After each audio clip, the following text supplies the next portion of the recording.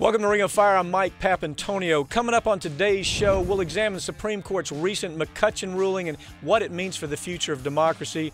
Republicans, well, they're suffering from Bush amnesia, and they now think that having an imperial president is a bad idea for the country. That's something they didn't believe when Bush was in office. We'll bring you the details, and we'll take a look at the recent UN climate change report that says we're burning down the planet.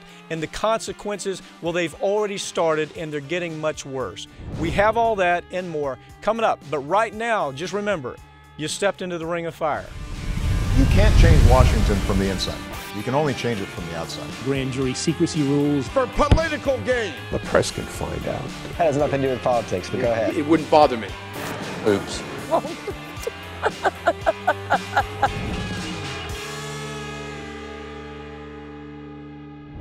Republicans are already lining up to kiss the rings of billionaires and millionaire campaign donors like Sheldon Adelson or the Koch brothers, where we don't have primaries anymore. We have billionaires deciding who the candidates are going to be.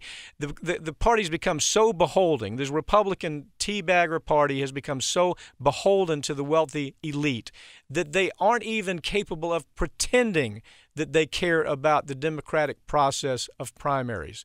Joining me now to talk about that is attorney Stephen Burg. Stephen, it used to be that we had primaries that were taking place in the states, and you would have voters in the states vote for the candidate that they wanted.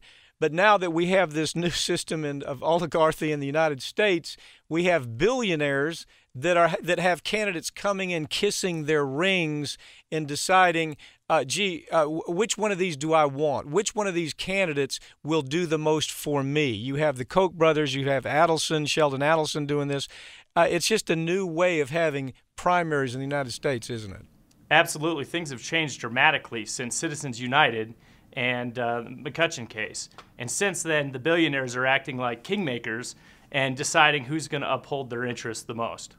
And so what we have this week, as a matter of fact, and last week, and actually it's going to go on for weeks on end, is you had Adelson actually summoning candidates, Chris Christie, Jeb Bush, Rick Scott, whoever it is that they thought might want to be their blessed new child running for president. They asked him to come to Las Vegas. I'll kiss my ring. Let me find out whether or not you will be the thug that I want you to running this country. And this is a guy that gave $93 million just in the last cycle, 2012 cycle, $93 million. And so they take him pretty serious, and they'll do whatever he asks them to do, won't he? That's correct. And like you said, I mean, close to $100 million he gave in this last election, 2012. And the billionaires are really flexing their power here and getting candidates to line up with their special interests. Well, what they're actually doing at this point is that you would think that, you know, they're just fine to worry about Senate candidates and House of Representatives and the President of the United States. But what we're finding is they're pumping in money, big money, into things like school board races, into things like county commission races. County commission because you have issues that come up about issues like fracking, and they want to frack. They want to destroy our water systems. They want to extract as much as they can and make as much profit as they can at our expense. So they put money behind a county commissioner who will vote favorably for them on things like fracking or the pipeline, you name it. This is where they're putting money on local races, aren't they? They are. In fact, the Koch brothers are running the campaign contributions to Americans for Prosperity. In particular, like you talked about, Wisconsin, they've actually gotten involved in a local county board election and have canvassed the whole area. So they really are trying to break into the local politics. Yeah, I mean, we used to we would worry about things like Citizens United and now the McCutcheon disaster by this buffoon, Roberts and Scalia and Alito and all the regular court majority Republican buffoons that gave us Citizens United have now expanded that.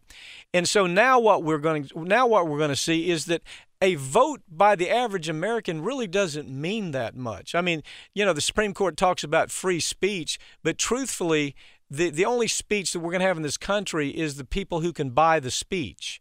And we're seeing it all the way down at the state level, aren't we? That's absolutely true. I mean, what we're seeing too is they are buying it, and if you don't have the money to get on TV, you can't get your message out. And so it's exactly like Mr. Adelson did in 2012 with Newt Gingrich when he was losing the popular vote, but yet he was being funded by Adelson, and his campaign continued. Yeah, funded to the tune of just actually millions of dollars, tens of millions of dollars he put behind Newt Gingrich just to keep him in the race. And then all of a sudden, it's very clear that Newt Gingrich is a failure. You know, he's a terrible candidate. People recognize that he's a fraud. They recognize he's a terrible candidate. And so then Adelson shifts his money over to the next best possibility, which is Mitt Romney, and he puts tens of millions of dollars into Mitt Romney's race. So I don't know how this is democracy, Stephen. I don't know how we can look at this and call it democracy. What's your take on that? You know what? It's a slow erosion of our democracy. The individuals, the constituents, no longer have a voice. The only people who have the voice are not millionaires; they're billionaires. Yeah, it used to be that they would put together a gaggle of millionaires to pony up money, and they would do it by writing a bunch of small checks. Now the U.S. Supreme Court has said, you know, don't worry about all that. We don't really have any limitations anymore. You don't have to write small checks. You can write $3.6 million for one election cycle if you want. How many people in this country can write a check for $3.6 million? And do you have a Supreme Court who clearly knows that? They know that this has now become a politics by the powerful and by the rich. Is there any question these people who decided U.S.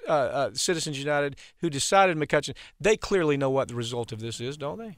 Absolutely, they know. I mean, they know right now that the price to win an election is going up and up and up by Citizens United, and of course that's going to benefit the billionaires, who they can throw their weight around and fund whoever is going to protect their interests. Well, what they also know is that 94% of the time, the candidate with the most money wins. Now, let me ask you something. You're very familiar with this U.S. Supreme Court. You've had to follow them over the years. Is there any question in your mind when you read, for example, Citizens United, that this was actually part of the scheme of the billionaires? You have to have a Supreme Court that will ignore decency, that will ignore stare decisis, that will ignore precedent, and simply litigate and legislate by way of putting on a black robe. What you have is politicians that are dressed up in black robes in that majority, don't we? Absolutely. The judiciary at the highest level has become very politicized and become corporate operatives that are now ignoring years and years and years of case law and campaign reform, and have undone that with these two cases. And we have a judge. We had Roberts actually come out and say in the McCutcheon decision that, gee whiz, all of this money going into politics, it really will not have any effect on influence or affluence. He actually said that. He actually said there's no connection to corruption. We don't have to worry about it. The money will have zero impact on politics or democracy. I called him an idiot for that, but really he's really more than an idiot. He's actually a tool. He's a lapdog for corporate America, as are most of these other justices. Do you think I overstate that, other than the fact that he probably isn't truly a true idiot? You read his stuff and you think he's an idiot, but he's really working for corporate America, isn't he? Absolutely. He's actually very smart in how he's working for corporate America, and has done a tremendous amount for the corporate special interests to erode our democracy. Well, and as we go forward, the only thing that's going to change that is to change this majority on the court, and you have the Republicans putting all the money they can into this next presidency to make sure that right-wing, almost fascist majority never gets a chance to change. Stephen Burg, thank you for joining me. Thank you very much. Appreciate it, Mike.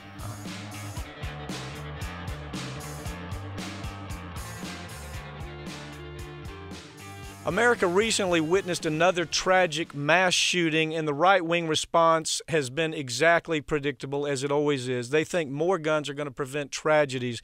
Joining me to tell us why this is a ridiculous claim is Elliot Fineman. He's the CEO of Gun Victims Action Council. Elliot, again and again, the same story told over and over. The facts are just mildly different every time. Another tragedy, another tragic shooting with the same kind of arguments coming from the NRA that we've heard time and time again. It's not our fault, it's everybody else's fault. What's your take on this last tragedy? Well, as you say, it's something that's happened over and over and will continue to happen over and over because of the structural defect in how we go about allowing people to get guns. You may recall that this is very similar to what happened at the Navy facility in D.C., where the shooter there went to Virginia the day before to pick up the guns and then go and wreak havoc and kill people the next day. Was the same store? I think it was the same store, as a matter of fact. Yes, same store. And this is no. The one in Texas is the same store that the original Fort Hood shooter went to. Okay. So the same store. So here's the issue. We cannot be in a situation where somebody just walks into a store and can buy a gun even if they go through a background check, because the reality is that in the database that the FBI has, based on a grant I had received a couple of years ago, I did study the database intently, and I can tell you that except for a few states, 90% of the mental health records that should be in the system are missing. So that's number one. So that if 90% of the records are missing, in our background check, if you go in to buy a gun and you don't appear in the federal, in the NICS system, the background check system, you get that gun within either on the spot. If they have some questions and they're not sure, the FBI tries to do additional research. If they can't get an answer within 24 hours, in other words, they can't research further, you must get your gun. Okay, here's what should have happened, and here's what happens in England. If I go to buy a gun, number one, I have to have a recommendation from someone, a written recommendation saying I'm a stable person. They then interview people in my world. They'll interview friends, family, teachers, doctors, etc., to confirm that I'm indeed rational, in control, and qualified to get a gun. Now, here we have a situation where the killer was being diagnosed for PTSD, had complained about certain mental issues. They hadn't reached a conclusion yet, but so because they hadn't reached a conclusion, his name wasn't in the database system to, have stopped his purchasing the gun. But had we had a system like England, in other words, it's the fault it's a structural fault. They would have called around before giving him this gun, and they would have, of course, spoken to some of the doctors that were treating him, who would have said, explained that his mental condition was problematical, and he wouldn't have been able to get the gun. That's the issue. Look, we're not going to get to zero incidents. You can never, it's like with drunk driving. We don't, we cut it in half. We went from 20,000 deaths a year. Yeah, now that is such a salient point here. You see, you have the gun industry saying you can't legislate improvement. But actually, the DUI issue is a great example of, yes, you can't make it go away, but you can darn sure legislate to improve it.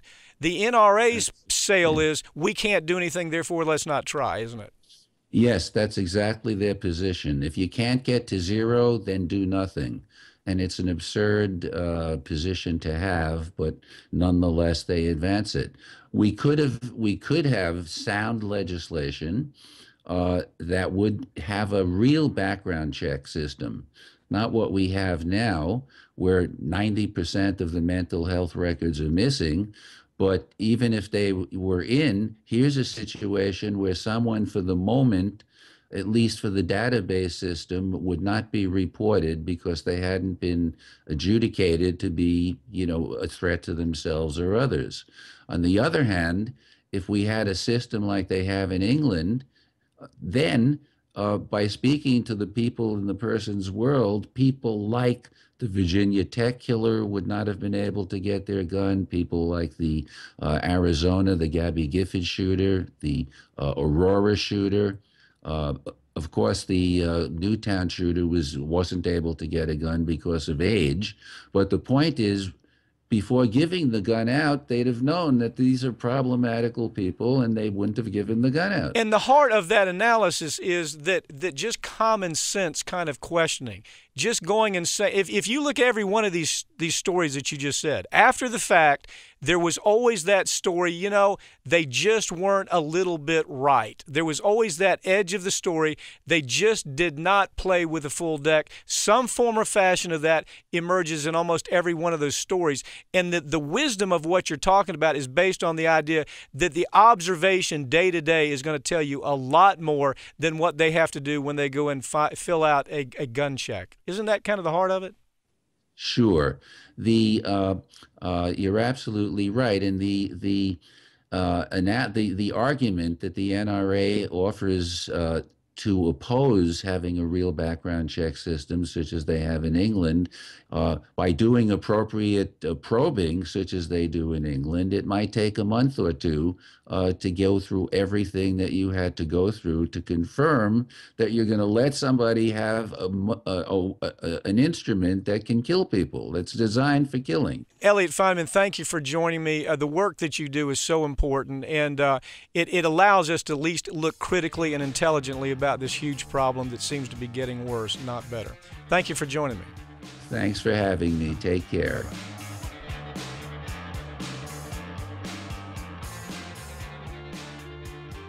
Republicans have found a new rallying cry for their base. It's getting their followers to be angry about the fact that Obama is an imperial president, that Obama has become a king-like president. In the same breath they say that, though, they're saying time and time again how he is ineffective, how he won't lead. Well, they can't have it both ways. I've got Howard Nations here to talk about that very issue.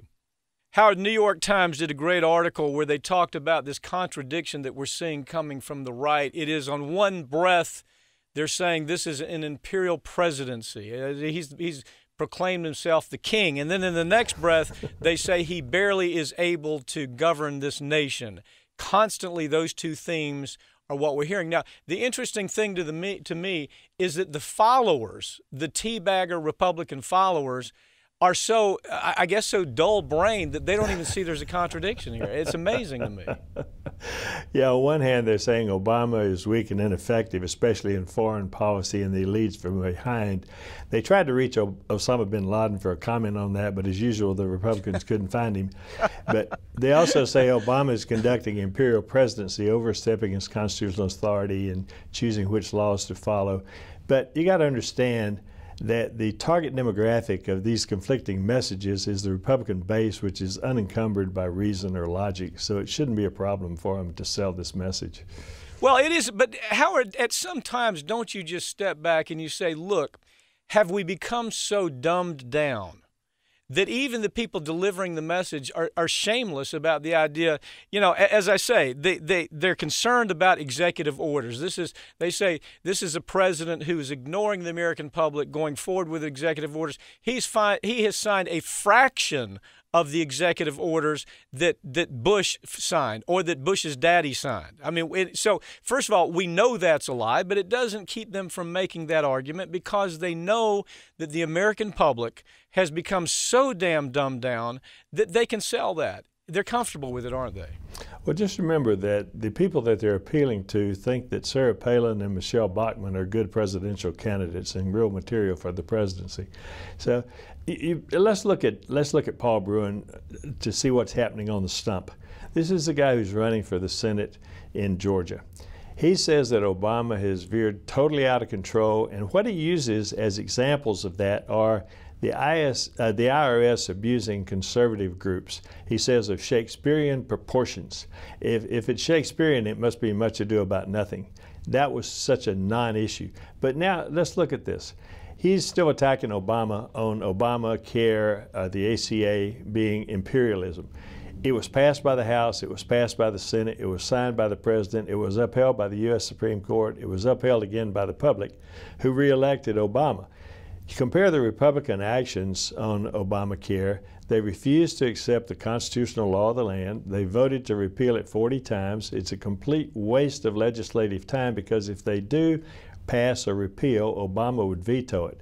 But it remains a centerpiece of the Republican campaigns and the centerpiece of Ryan's new budget. Town hall meetings, it's in the budget, it's that same drone. And here's what's really ugly. The people watching this that, you know, call themselves GOP teabaggers, they won't admit that really the only people who really buy into this is the insurance industry that's pumping all the money into making this happen. And never even with that, for example, the ACA, even with the money being pumped in, 7+ million people have signed up. Actually, the numbers are going to be higher. I think they're going to be closer to 8 or 9 million. We have 8 or 9 million people that didn't have insurance that have it. We have people walking out of insurance offices clapping their hands because they're paying $25 a month for insurance and they can actually get coverage. But the point is, rather than being able to deal with the logic of that, you see, the Republicans have hired very good people that always outmaneuver Democrats where it comes on the message. And the message is, this is an imperial president. He thinks he's king. He's pushing his power around. And when you compare what he did, what he has done in this administration to what Bush did, there's no comparison. It's not even a close call here. Well, this is a Frank Luntz term, imperial presidency. He does focus groups. He comes up with things that sell to this demographic. This imperial presidency works in at least 3 ways. It gets voter turnout of the conservative base. It's how the Tea Party won in 2010, and it leads to extreme fundraising among the conservatives. And Obama prodded them directly in his State of the Union message when he said, Republicans are walking contradictions. That he has little choice but to use executive power in this polarized climate. And his spokesman said, we want to work with Congress. If not, we'll do it ourselves. But we see no political downside to this. So, well, you or I would say to the president, do it yourself. But truthfully, let's look at it from our angle. From our angle, where we're being honest about this president hasn't done enough. He hasn't used the power of the pen enough. He has not used his, what I call, I'm fine with imperial power if it improves this country right now. Exactly. But the truth is, he hasn't done that enough. He's timid. He's a compromiser. He's always trying to reach across the aisle rather than understanding that we're dealing with thugs. On the other side of the aisle are thugs. And I wonder, as I watch this unfold, Howard, whether it has something to do with the idea that they know that about this president. They know that he is so timid. He is so afraid to make a move that by doing this deal with, oh, you're the imperial president, you're proclaiming yourself king, whether or not he takes that together with the fact that he's an African-American and he says, well, maybe you're right, maybe you ought to back off, and so we'll have 2 more years of this president basically doing nothing. Is that something that concerns you? Well, it is something that concerns me. And the other thing that concerns me is Congress has been setting him up. The Republicans have been setting him up. And it's not just the right wing, the far right wing. The leader, Eric Cantor, issued a 33-page report on the imperial presidency. In March, the House Republicans devoted a week of useless legislation to introducing bills to curb Obama's imperial presidency. What they're doing, it's a complete waste of legislative time, but it's a good political move. What they're doing is setting him up so that they can say, okay, we tried to pass all these things to curb all this, and he just keeps rolling right along with his imperial presidency. Now, will this change things in the red states? Will it make the red states get redder? That doesn't matter. What matters is these same tactics worked in 2010 to launch the Tea Party. So is this imperial presidency going to resonate with the independents? Unlikely. Will it resonate with progressives? No. But it will resonate in the Republican-based town hall meetings, definitely. And it turns the nuts out. For example, when they have a town hall meeting in my town, if you go there, if you can even get close, you feel like you are in an insane asylum. I mean, that is what happens in these town hall meetings. This is merely something to introduce into the insane asylum, have them ranting and raving and raising hell about things that they don't even understand. So this is that talking point that is that red meat talking point that lets the folks in the institution get really rattled. That's what you're saying here, isn't it? Yeah, and this is what bothers me about it. It can lead to greater conservative voter turnout, greater base fundraising, and in midterm elections, this could swing the control of the United States Senate to the Republicans. It's worked before.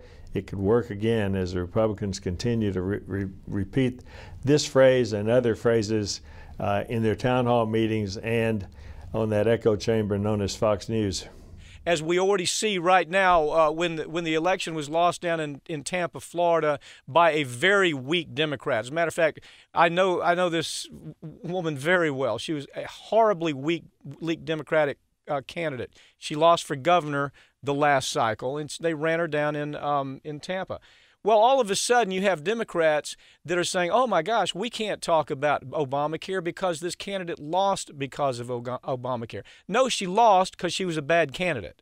But so Democrats, again, are going to be quiet. They're not going to be pushing back. They're not going to be loud, and they're going to get trounced again in midterm elections. This is why Nate Silver says the Democrats are going to lose in the midterms. Right.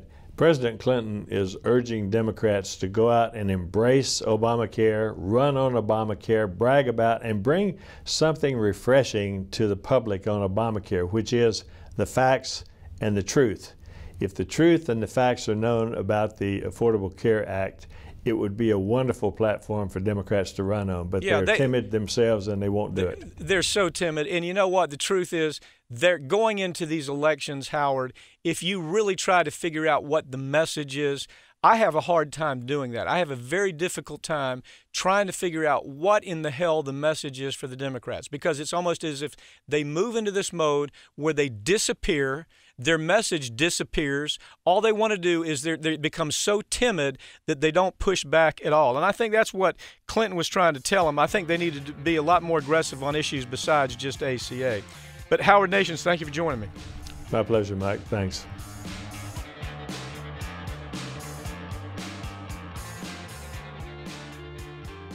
The United Nations has released a new IPCC report, and it tells us that human beings are responsible for climate change, and climate change is so far down the road that it might be tough to reverse. This is not a drill anymore. This is 2,000 scientists from 140 different nations reviewing 9,000 peer-reviewed articles, and it all is telling us we better get busy saving ourselves. I have with me Michael Klare to talk about that. He's the author of the book, The Race for What's Left. Michael, the IPCC report, I think one of the most important things about it is that people don't understand how credible it is, what an important, huge result this was. Why don't you lay that out for us a little bit? I think what's so important about this report is it tells us that climate change is not about the weather, it's not about the temperature, it's not about polar bears, it's about impacts on human life, on the life that we all live as humans on this planet, on our food supply, on the water supply, on the cities that we inhabit. These are now under assault. Our lifestyle is at risk, it's in danger, and further we go into the future, the more this assault is going to intensify.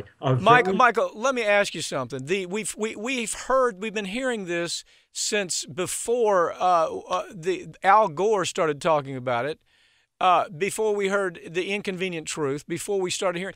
But now we have a report. Talk about how this report was put together. Why this is kind of the icing on the cake that tells us this is a report we damn sure better pay attention to. Tell us what went into this. What went into this is thousands of scientific studies about the impacts of climate change on ecosystems that humans depend on for their survival around the world. That is, water supplies, rivers, the level of water in rivers around the world, disappearing glaciers that feed into the rivers that provide the irrigation water for food systems in Africa, in Asia, in Latin America. It talks about growing inundation of coastal communities around the world. So it provides a lot of scientific information, very specifically of measurable effects of communities that are at risk. But it focused very especially on food production. Okay, and let me stop you right there. There wasn't just one scientist. This is 2,000 scientists worked on this report. 2,000 different scientists from 110 different nations.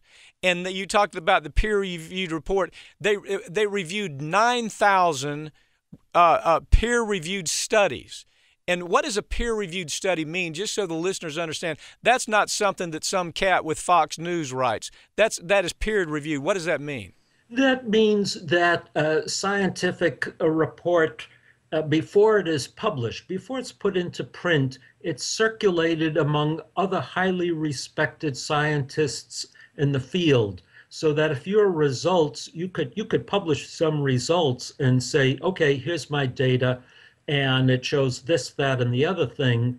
But before that's published, it's submitted to other scientists who work in the field, and they review the data, and they have to say, yes, this data is reliable, it's credible, and if they find faults with it, it's not published. No question, this report is completely above reproach, even from the talking wingbat nuts out there that we see coming from Fox News, that they have to admit, yeah, there's no flaws in the quality of this report. Now, they say that unless we can maintain, unless we can have a world where we don't emit more than 1,000 gigatons of total carbon, that we're toast.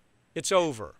It's over in the large scale. But what the report shows is that some people are going to be hit harder than others, and it raises a moral dilemma that I think hasn't been properly appreciated before. It shows that people in Africa in particular and South Asia, the poorest communities, the most vulnerable, are going to be hit hardest. But that's only first. Let me just point out, as I read this, that's just the beginning. It's like it's not just about the polar bear anymore. It's about us, and it's not just about other countries. It's about our coastline disappearing and being hammered with tornadoes and hurricanes and earthquakes and every other damn thing that can go wrong. I mean, so I want to point out, this report is very specific. This is about you and me right now, isn't it?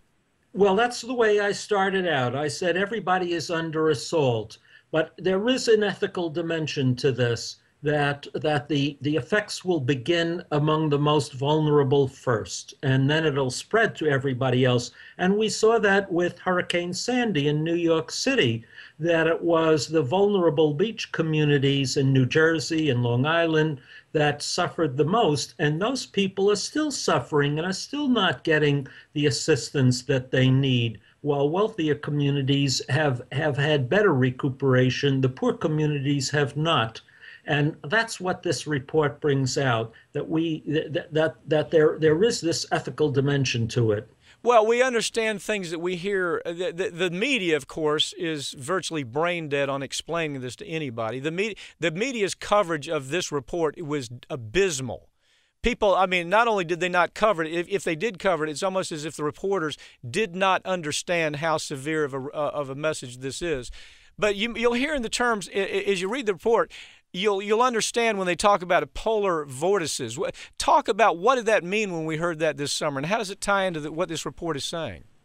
Okay, well, you have to be clear with your listeners that I'm not a meteorologist. Hard word for me to pronounce. I apologize. I'm a political scientist and I look at the human effects of this. But what I understand is they're saying that the polar regions are heating up so rapidly, faster than anywhere else, that it's disturbing the jet stream. And the jet stream that usually stays further north, and because of the heating of the polar regions, the Arctic is moving south, and it's pushing colder air into our part of the world, that is into the temperate zones, and that's why we had such a cold winter. And you can look at this report and understand this. It's right there in the report on why this happens. The warming of the ocean. There's a connection there. This report talks about the warming of the ocean. Most people don't understand what a huge impact that has on our entire ecosystem. But this report talks about it, doesn't it? It absolutely does. This is among the many ways in which our lives will be affected. Warming the oceans, first of all, when you warm something up, it expands, and the ocean is expanding, so it's going to reach deeper into our coastlines. But the ocean is also absorbing carbon dioxide. It's acidifying the ocean, and that's killing off coral reefs. It's killing off microorganisms. That moves up the food chain. It's going to kill off fish, and fish is an important part of the global food system. And this is already happening. This report says we're already way down the road with this, and it's almost like we are the frogs in the boiling pot of water. We don't understand the damn water's boiling all around us. We don't get that. Okay, well, let me talk about your specialty a little more. Politics. What does this do to international unrest? And aren't we already seeing the effects of this international unrest? Exactly. And as you say, this is what worries me the most, that we're going to feel the effects of climate change, not through the temperature in the air, but through the conflict and the disorder that it's going to produce. For example, as coastal areas are inundated, for example, in Bangladesh, in Vietnam and Africa, and in our own country, millions, hundreds of millions of people are going to be driven from their homes as a result of higher sea levels. Where are those people going to go? They're in the hundreds of millions. They're going to be forced to move inland. And we just have to assume that in many parts of the world, they're not going to be welcome. Europe is already experiencing it. The Mideast is already experiencing it. We're starting to even experience it here in the United States. Exactly. I guess to me, Michael, what people, if somebody hearing about the IPCC believes that this is not the icing on the cake to what everybody has been talking about now for 25 years.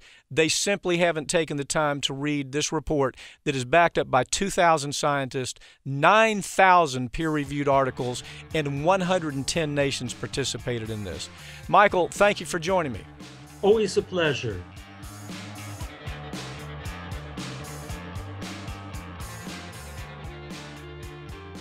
America's criminal justice system is flawed in almost every regard. A wealthy white man can get away with raping his 3-year-old daughter, and the judge says, well, you don't have to go to prison because you have a lot of money. You are part of the DuPont family. Therefore, you don't have to go to prison. But minorities are often incarcerated on evidence that's inaccurate, things like fingerprint evidence, eyewitness accounts. Every week we're seeing somebody released from prison after spending 20 or 30 years for wrongful convictions. I have Mark Godsey with me, director of the Ohio Innocence Project, to talk about these very issues. Mark, having been a prosecutor before I went into to handle the kind of cases I handle now, products liability cases, I used to rely on eyewitness reports and eyewitness testimony, and I think everybody in the prosecution business does that because they develop a relationship with the police officers. They develop a relationship with the enforcement folks, and they want to believe what they're hearing.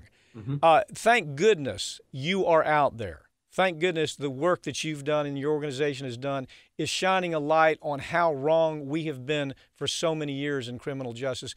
Put it in perspective of how wrong we've been in relying on eyewitness testimony and forensic testimony in general. Yeah, well, I mean, as long as there have been prisons, there have been people in prison writing to judges and saying, you know, I'm wrongfully convicted, I'm innocent, let me go. And for decades, we just saw this arrogance from the criminal justice system. Judges would respond to those and say, you know, we have the best criminal justice system in the world, we never get it wrong. Along came DNA testing in the early 1990s. It's just proven that our arrogance was misplaced, that we actually make mistakes far more often than we would have realized, and that 75% of the time, when somebody was wrongfully convicted and goes to prison for something they didn't do, it's because of eyewitness identification. And, you know, shockingly, some of these cases where the individuals are proven innocent, at the trial, they had 10 or 11 people get on the stand and say, that's the guy that I saw commit the crime, and I'm 100% positive. I mean, so it's just kind of, it's shocking, really. Well, let me add another side to it. Having worked through the process, being a prosecutor, you're in an office where you have a lot of cases coming at you. Yeah. The idea is to move through the cases, move through your docket, obviously work out plea deals or work out convictions. Which cases are you going to try? A lot of that is driven, unfortunately, by the law enforcement agency. The law enforcement goes in, they meet with the prosecutor, they sell the prosecutor on, you know, you really have to bear down on this. And before you know it, the prosecutor is buying into what they have to say until they start asking the tough questions. Yeah. In your story that you did, give us the example of 10 eyewitnesses that convicted a person. Tell us that story. Yeah, well, I mean, no, I mean, if you look at the cases, and they're all on the National Registry of Exonerations, which is a website run by the Stanford and Michigan law schools, and you can look at all of these cases, and they're all amazing. One of my personal cases that I worked on, 4 different individuals got on the stand and testified, Raymond Taller as the perpetrator. 2 of them were adults who got a clear look at the guy's face as he was abducting these 2 children, 10 and 13 years old. And then the 2 children got up and testified that this was the guy who did it, and DNA testing proved him completely innocent. So, I mean, you were mentioning as the prosecutor's office, you have pressures. It's sort of an assembly line, and I think that's part of it. It becomes just an assembly line type process. The prosecutors become institutionalized. Everybody, the defendants become numbers to them. They become sort of inhumane as they're just moving people through. But we've got to learn to stop and ask tough questions. To be more concerned with justice and focusing on individual cases rather than just the process and the assembly. Here's the unfortunate thing about it. If you look at the process, and you're very aware of this, the person who can do the most is the prosecutor for justice. Right. The prosecutor has the ability to say, you know what, your case is nonsense. I don't believe your witnesses. I don't believe you. I think this is trumped up. I had a friend, for example, in New York, some trumped up, horrible prosecutor that was simply trying to make her name by prosecuting my friend who has a very, very big national profile. So they go after her and they make a case into that was a nothing case into something. And what they ended up doing in that case, and you talk about this here in your article, is they actually manipulate the forensics. You know, and talk about how it's not just an eyewitness issue. It's also, we're sold on CSI, you know, the forensic folks, well, you know, they're always right. That's nonsense. They're right less than 50% of the time. Yeah, I mean, I'm actually writing a book right now called CSI the Myth. I mean, it's amazing how, you know, the public, I guess because of these CSI shows, if a prosecutor puts a white coat lab person on the stand and says, you know, I looked at the tire track in the mud of the crime scene and I've conclusively matched it to the defendant's tire tread on his car, you know, juries just typically accept that as conclusive proof. But another major cause of wrongful conviction we've discovered is faulty forensic sciences. And another thing we've learned about it, that is there's what's called confirmation bias, that, you know, prosecutors and police officers go to these forensic scientists and they say, here's the tire tread of the guy we think did it. He's already confessed to the crime, or 3 witnesses said he did it. And so they're starting off with a bias that this is going to be a match. They've done studies where they go to these forensic scientists and they tell them the opposite. They say, this is a guy that we didn't think do it. We want you to exclude the same tire tread. And they come back with the opposite answer, what they testified in court 6 months earlier. And so one of the things we have to do is realize as human beings, we're incredibly biased. We see things according to sort of what we expect the answer to be. In order to make these sciences more reliable, we've got to do them blindly, where the scientists don't know what the supposed right answer is before they start. And we've just got to make it much more scientific and neutral. But we do know this. I mean, your project, your Innocence Project, has shown that even a forensic pathologist that's there to talk about something as basic as fingerprints. Yeah. That they say that they get fingerprint testimony wrong, and they say, yeah, this is absolutely the fingerprint. That's right. And then we find out after DNA test, a person spends 20 years in prison, and no, it wasn't even the same DNA, much less the same fingerprint. It's amazing. And again, just like the studies I was talking about before, there's a guy, a scholar named Dror, D-R-O-R, in Ireland. He's doing these studies where he's going to fingerprint experts and he's saying, hey, this is a fingerprint where the guy was proven innocent by DNA. Can you tell us where this fingerprint expert went wrong? And he's asking this to a fingerprint expert. What the expert doesn't know is what he's showing him is fingerprints that this same expert identified in court as a match 6 months earlier. But fingerprint experts don't realize, they don't remember a fingerprint they looked at 6 months before because they look at fingerprints all day long. And when he goes to him and says, this is one where a fingerprint expert screwed up, got the wrong answer, the fingerprint expert looks at it and says, oh, you're right, this guy made a mistake. This isn't a match. And then it's like, surprise, you testified in court 6 months ago that this was a match. So it just shows how sort of subjective and arbitrary this is. Your project is just outstanding. It's just, you know, all the way back to Scheck, you know, of course, being involved with this. But the numbers are something like, I think the numbers like 25% of the people that are convicted are wrongful convictions that have already been shown to be wrongful convictions by use of DNA. Did I get that right, or is that about the number? Well, of the people who are writing to innocence projects and are lucky enough to have DNA in their case, because most of the time the DNA has been destroyed or lost by the police, or it's just the type of case where there wasn't DNA in the first place.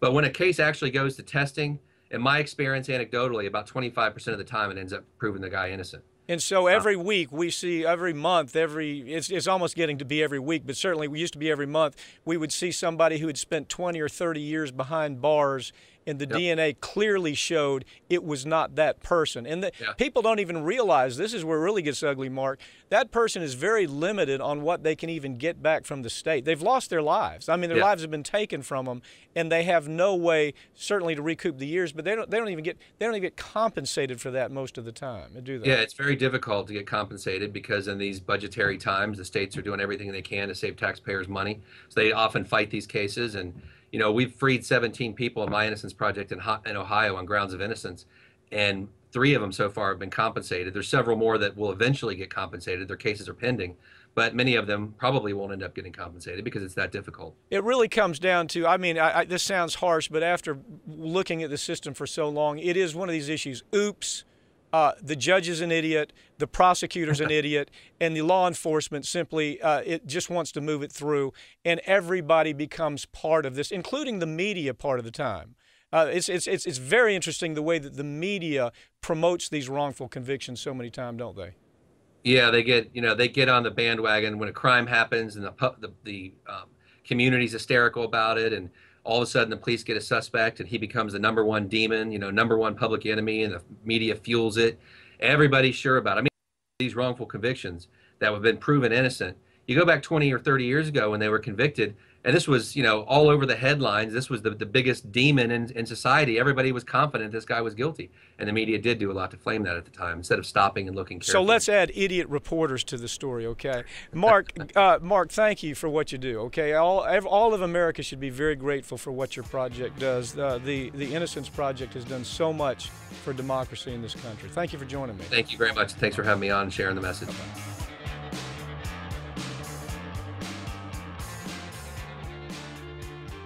Politicians in Washington are turning a blind eye towards the looting of your pension programs. It's giving Wall Street a new pass, and it is a pass to steal the very money that you think you're saving. Matthew Edling's here to talk about that. It's a pretty sobering story. Matthew, we saw Wall Street, first of all, the big attack on Social Security has been without end ever since they thought they could move money from Social Security protected programs into their pocket. Wall Street's simply trying to push that money over to them so they can lose it, just like we did, I guess, in the last big crash. But they're also having great success with looting pension programs. And the way they're doing it, obviously, is with the help of politics. Explain how that's happening. Yeah, I mean, it's like a lot of things in life, Pap. The truth gets clouded, and it's just a question of who can sell it better. So what you have now is where defined pension plans had been the norm in this country since really the Great Depression, and had led to the growth of our middle class. You saw in the last administration, beginning with the Bush administration and then carried through into sort of a Republican uptick in both your state and federal offices, an effort to take money from what were defined pension plans and put them into private 401k plans, which would benefit Wall Street, which in turn, given that our elected officials are constantly running for office and needing to raise money, a relative pool by which they could quickly, efficiently get money, run for election, and you have, unfortunately, what we see all across this country, which is the interconnectedness and marriage between Wall Street and politics in Washington, which has become really an unfortunate reality for middle America. Matthew, one thing we saw Alan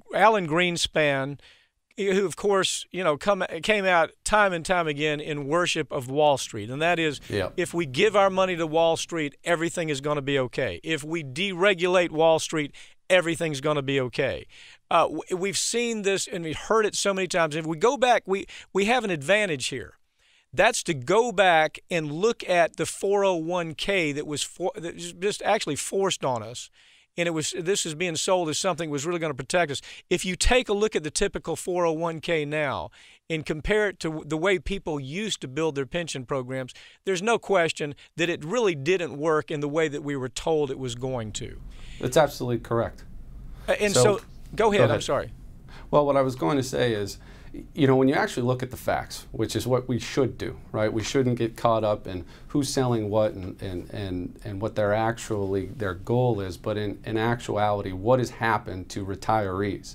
According to the National Institute on Retirement Security, pension plans deliver the same results, if not better, than 401ks, and they do it at a cost that is 46% lower. Now that's a fact, as opposed to what we've been seeing coming out of Washington and Wall Street. And when you think about this, we say, okay, we're going to trust our money to the same private equity, VC, and Wall Street firms that took us into the last recession. For what? For, if we actually were to apply the facts, less return, because what they're doing is, instead of putting in, our retirees into safe and secure investments that will allow people to retire gracefully, they hedge. They go into alternative investments. Okay, let me back up. Let me back up on something you said, because I think it's a brilliant observation that most people don't understand. Along comes the 401k, and we're told, look, this is really, I mean, it was before your time. I remember it, and it was that this is revolutionary. This is going to allow you to make so much money at the cost of the government, and Wall Street's going to be really good to you. And then they found out that what Wall Street was doing is churning the 401k every way they could. The cost of just having a 401k started rising incredibly. And then every time government came in and said, well, what's happening here? Why is this costing so much? They steal an average of $155,000 for a medium income from a family during the time that this 401k is developed. $155,000. Did I say me? I meant $155,000. So, and that is the cost of giving a broker the free rein to do whatever the hell they want to do in a 401k. And that's the way this was sold to the American public. Now we have, as you were starting to talk about, we're now saying, well, let's trust Wall Street even more. And we're seeing that with the pensions, with people like Governor Christie. We're seeing it in Rhode Island. We're seeing the use of this new scam in a different light. Explain what's happening there. Yeah, so what you touched on it exactly, which is the 401k came about in the early 80s. This is a pretty new vehicle. And what we saw, it starts with the Reagan administration, gains steam in Bush 2. And then what we have now are elected officials. Let's use Governor Christie as a prime example. He comes in his first campaign, he says, we need to get rid of Corzine. He's too connected to Wall Street. What's the first thing that he does? The first thing that he does is he heads down to Wall Street to raise a bunch of money and says, we have this enormous unfunded pension liability. Is that true? Of course it's not. What is an unfunded pension liability? It's just like a mortgage, right? You have your principal and you're paying it off on a monthly basis. What's the key difference between a mortgage and an unfunded pension liability? Unfunded pension, you have the benefit of investment growth. Market goes up, those unfunded pension liabilities go down. All this is, in its most simple sense, is a snow job by Christie and others because they are, for lack of a better word, in the pocket of Wall Street and private equity because they got to keep running for office, and for Christie, he's got to figure out how to cover up his political corruption so he can still run for president. Okay, that's well put. Well, what I saw with this is the Christie example you used, I think is right on point. We saw this was all about money. As you pointed out, he ran against Corzine, saying Corzine is all tied into Wall Street. They want to give Wall Street your money. He beat Corzine on that, with that angle. Then we come out and we find out that a guy named Paul Singer, who is really the finance man behind Christie, has given this governor, I think, it's $1.2 million that he put in just in the Republican governors group that Christie heads up. $1.2 million as a payback. There's no other way to put it. It was clearly a payback. And so we see this happening state by state, especially where we have Republicans, don't we? That's correct. And, Singer's not alone, right? I mean, we got Dan Loeb, who's one of the most well-known hedge fund activist, destructive investors that we have in the country. Same thing with Governor Christie. We've seen it in Wisconsin. We've seen it in Rhode Island. We've seen it in virtually every state where you have a Republican governor. And it's become basically just the beat of a drum. You can almost guarantee that it's going to happen. And unfortunately for the regular consumer who has to trust or should trust what their elected officials say, as you've already touched upon, all this is basically a guarantee that you're going to lose money in terms of fees and commissions on what should be your protected retirement. It is a money bonanza for Wall Street, and your broker that you're giving your money to, he's very happy anytime you can deregulate this process and put it in Wall Street's hands. Matthew, thank you for joining me. You bet. Have a good one.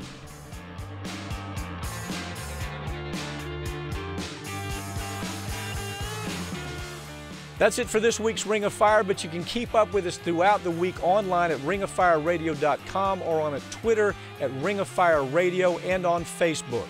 I'm Mike Papantonio. We'll see you next week right here on Ring of Fire.